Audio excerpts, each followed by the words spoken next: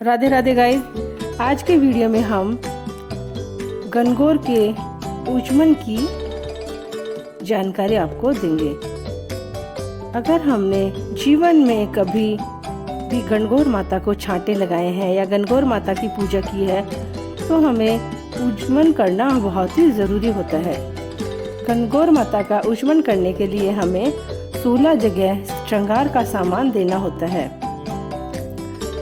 15 जगह तो हम जो श्रृंगार का सामान होता है वह महिलाओं में, सुहागिन महिलाओं में वितरित करते हैं, और जो एक जगह सुहाग का सामान होता है वह हम गणगौर माता के नाम का निकालते हैं, जिसको हम अपनी सासू जी, ननद, जेठानी, जो भी सुहागन भागन महिला हमारे घर में परिवार में होती है उनको देते हैं, या हम पंडिताइन को भी दे सकते हैं। हमें सुहाग का सामान तैयार करने के लिए या तो हम एक छोटी प्लास्टिक की जो टोकरी आती है वो ले सकते हैं, या हम जो पैकिंग वाली पॉलीथीन होती है उसमें भी यह सुहाग का सामान पैक कर सकते हैं। सुहाग का जो सामान होता है वह हम 5, 7, 9, 11, 16 कितना भी ले सकते हैं, बस जो गणगौर माता की सुहाग पिटारी होती है उसमें हमें 16 श्रृंगार का सामान ज़रूर रखना चाहिए। अब हम श्रृंगार का सामान रखेंगे और इसके साथ एक कपड़ा रखना बहुत ज़रूरी होता है। या तो हम ब्लाउज पीस ले सकते हैं या फिर हम रुमाल ले सकते हैं, और फिर इनके साथ हमें दक्षिणा रखनी चाहिए और मिठाई रखनी चाहिए। मिठाई में हम कुछ भी मिठाई ले सकते हैं, गुने ले सकते हैं, लड्डू ले सकते हैं, कुछ भी जो हमारी इच्छा है, स्वेच्छा से हम कुछ भी मिठाई ले सकते हैं। और फिर हमें जो गणगौर माता की सुहाग की पिटारी होती है उसमें 16 श्रृंगार की चीज़ें, एक पैंट शर्ट और साड़ी हमें गणगौर माता के लिए लाल रंग की लेनी चाहिए। कहते हैं लाल रंग बहुत ही शुभ माना जाता है। और हम गणगौर माता को चांदी की पायल, बिछिया भी भेंट कर सकते हैं, नाक की नोज पिन भेंट कर सकते हैं।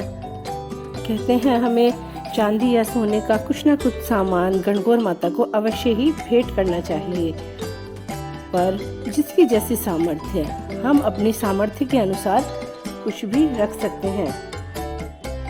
और पैंट शर्ट और जो लाल साड़ी और श्रृंगार का सामान, मिठाई, दक्षिणा आदि रखकर हमें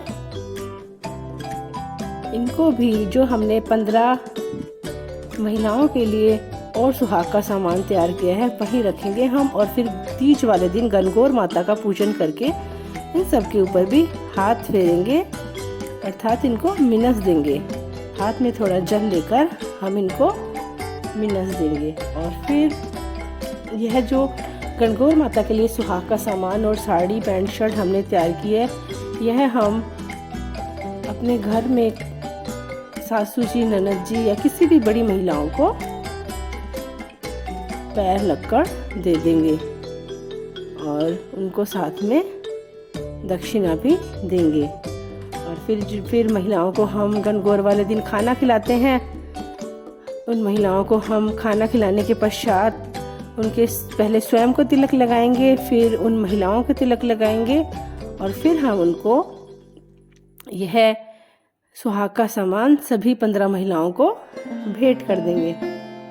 गणगौर माता का पूजन कहते हैं बहुत ही शुभ होता है। हमें जीवन में एक बार गणगौर माता का पूजन जरूर करना चाहिए। गणगौर माता सुहाग देने वाली होती है। यह हमारे सुहाग की लंबी उम्र करती है और हमारे घर में सुख समृद्धि और किसी चीज़ की कोई कमी नहीं रहती। इसलिए हमें गणगौर माता का पूजन करना चाहिए और फिर हमें उनका ऊचमन करना चाहिए। ऊचमन का जो सामान होता है वह पियर पक्ष से ही आता है, और कई लोग स्वयं भी लेकर आते हैं। वो अपने अपने रीति रिवाज होते हैं, अपनी अपनी परंपराएं होती हैं। किसी के यहाँ कुछ परंपरा होती है, किसी के यहाँ कुछ परंपरा होती है। हमारे जैसे पौराणिक रीति रिवाज चलते आ रहे हैं, हमें उनको ही निभाना चाहिए। और हमने जो 15 महिलाओं के लिए सुहाग का सामान तैयार किया है, उनके अंदर भी हम साड़ी और पैंट शर्ट या हम दान को कहते हैं कितना भी बढ़ा सकते हैं। हम अपनी स्वेच्छा से और कुछ भी इसमें ऐड करना चाहे तो कर सकते हैं। आशा करती हूँ गणगौर माता आपके जीवन में भी खुशहाली बनाए रखे। Thanks for watching. इसी तरह के वीडियो के लिए मेरे चैनल को लाइक, शेयर और सब्सक्राइब करें।